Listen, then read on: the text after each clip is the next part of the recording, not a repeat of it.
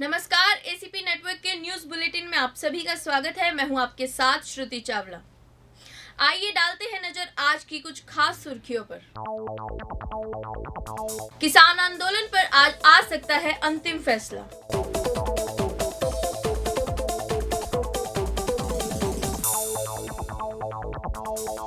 WHO का कहना Omicron ज्यादा घातक नहीं।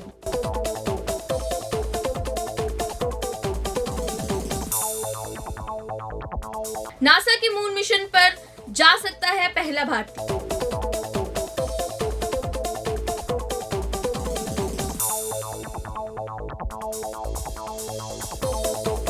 यूपी के इतिहास में पहली बार कांग्रेस जारी करेगा महिला मैनिफेस्टो।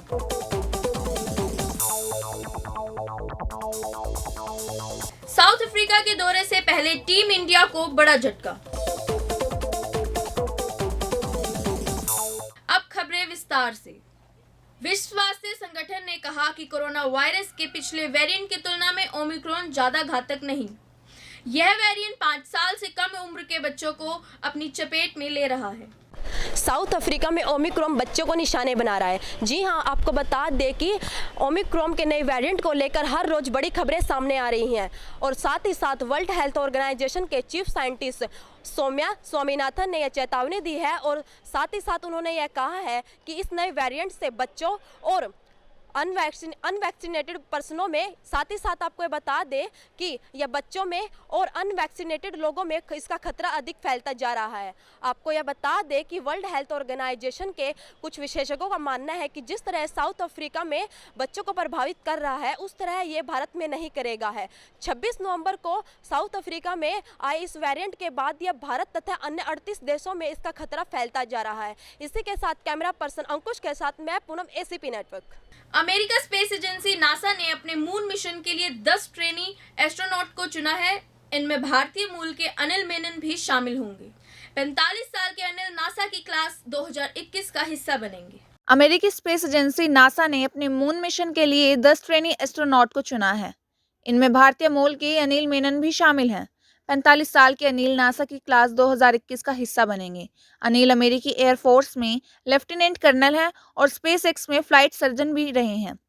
इस क्लास के लिए चुने गए 10 लोगों में 6 पुरुष और 4 महिलाएं हैं। नासा 50 साल बाद चांद पर इंसान भेजने के प्रोजेक्ट पर काम कर रही है। दिल्ली बॉर्डर पर चल रहे किसान आंदोलन पर आज अंतिम फैसला हो सकता है। इससे पहले संयुक्त किसान मोर्चा की 5 मेंबर वाली हाई पावर कमेटी ने इमरजेंसी मीटिंग बुला ली है। जैसा कि आप सभी जानते हैं कि जो तीनों बिल थे उनको लेकर किसानों की मांगों को पूरा कर लिया है, तो इस बात के आसार लगाए जा रहे थे कि जो किसान हैं वो आंदोलन को खत्म कर घर वापसी करेंगे, लेकिन ऐसा कुछ भी देखने को नहीं मिला। जो किसान है वो अपनी मांगों को लेकर वैसे ही डटे हुए हैं, लेकिन आज उस पर अंतिम फैसला लिया जाना है। आज 2 बजे किसानों की मीटिंग होगी जिसमें किसान आंदोलन को समाप्त करने के पूरे आसार लगाए जा रहे हैं। आपको बता दें कि जो किसानों की तीनों बिलों को लेकर उनके अलावा भी जो मांग थी उन्हें भी स्वीकार कर लिया गया। अभी सूत्रों के हवाले से खबर मिली है कि जो किसानों की मांग थी कि उन्हें मुआवजा दिया जाए, जितने भी किसान आंदोलन के दौरान शहीद हुए हैं उनके परिवार वालों को मुआवजा दिया जाए, तो इस पर भी सहमति जताते हुए उनकी मांग को स्वीकार कर लिया गया है। और जो पराली एक्ट था जिस पे जो किसान है वो असहमत थे, उन पर भी सहमति जताते हुए उनकी मांग को सरकार के द्वारा स्वीकार कर लिया गया। और जो एमएसपी की मांग थी, किसानों की मांग थी कि जो संयुक्त किसान मोर्चा के सदस्य हैं वो ही इस एमएसपी की जो कमेटी बनाई जा रही है उसका प्रतिनिधित्व करे, तो उनकी इस मांग को भी सरकार के द्वारा स्वीकार कर लिया गया। अब देखने वाली बात ये रहेगी कि जो किसान आंदोलन है वो आज समाप्त होता है या नहीं, या फिर किसान अपनी और किसी अन्य मांग को लेकर जो बॉर्डर है उन पर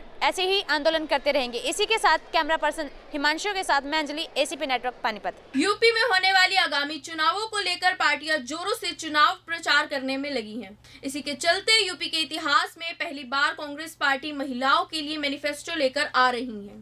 प्रियंका गांधी आज होने वाली प्रेस कॉन्फ्रेंस में महिलाओं के लिए मैनिफेस्टो लागू कर सकती हैं। यूपी में होने वाले विधानसभा चुनावों को लेकर जो पार्टियां हैं उनकी सियासी जंग शुरू हो गई है। जी हाँ, हम बात कर रहे हैं यूपी में होने वाले विधानसभा चुनावों की। आपको बता दें कि जो कांग्रेस पार्टी है वो यूपी में होने वाले विधानसभा को लेकर जोर शोर से अपना चुनाव प्रचार करने में लगी है और इसी को लेकर उन्होंने प्रदेश की महिलाओं के लिए एक मैनिफेस्टो जारी किया है। इस बार उनका पूरा निशाना वहाँ की महिलाओं यानी कि महिला वोटर को अपनी ओर आकर्षित करने के लिए है। तो इसी के चलते उन्होंने महिलाओं के लिए एक मैनिफेस्टो जारी किया है, जिसमें उन्होंने कुछ महिलाओं को सुविधाएं देने के वादे किए हैं। तो हम आपको बताएंगे कि इस मैनिफेस्टो में क्या क्या है। तो इस मैनिफेस्टो में जो पहली सुविधा महिलाओं को दी जाएगी वो ये है कि अब से जो महिलाएं हैं वो सरकारी नौकरी में 40% आरक्षण की सुविधा उनको दी जाएगी।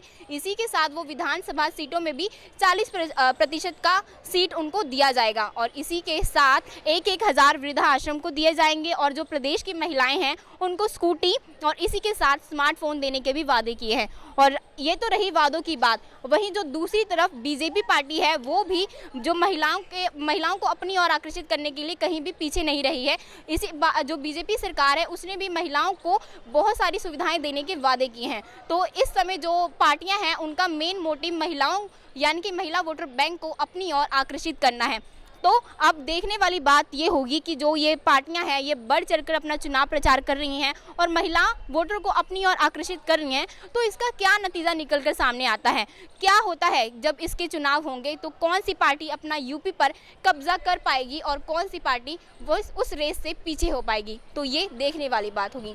इसी के साथ कैमरा पर्सन हिमांशु के साथ मैं Vanita, ACP network Panipat. South Africa के खिलाफ 26 दिसंबर से शुरू हो रही टेस्ट सीरीज के लिए टीम इंडिया का ऐलान जल्द ही हो सकता है, लेकिन सूत्रों के हवाले से मिली जानकारी के अनुसार इस ऐलान से पहले ही टीम इंडिया के 4 खिलाड़ी चोटिल पाए गए। साउथ अफ्रीका के खिलाफ 26 दिसंबर से शुरू हो रही टेस्ट सीरीज के लिए टीम इंडिया का ऐलान जल्द होने वाला है। सूत्रों के अनुसार टीम के ऐलान से पहले टीम के 4 खिलाड़ियों की चोट गंभीर पाई गई है। चोटिल खिलाड़ियों में ईशांत शर्मा, रविंद्र जडेजा, अक्षर पटेल और शुभमन गिल शामिल हैं। बताया जा रहा है कि ये चारों खिलाड़ी फिट नहीं हैं। रविंद्र जडेजा और ईशांत न्यूजीलैंड के खिलाफ मुंबई में खेले गए दूसरे मैच में भी नहीं खेले थे।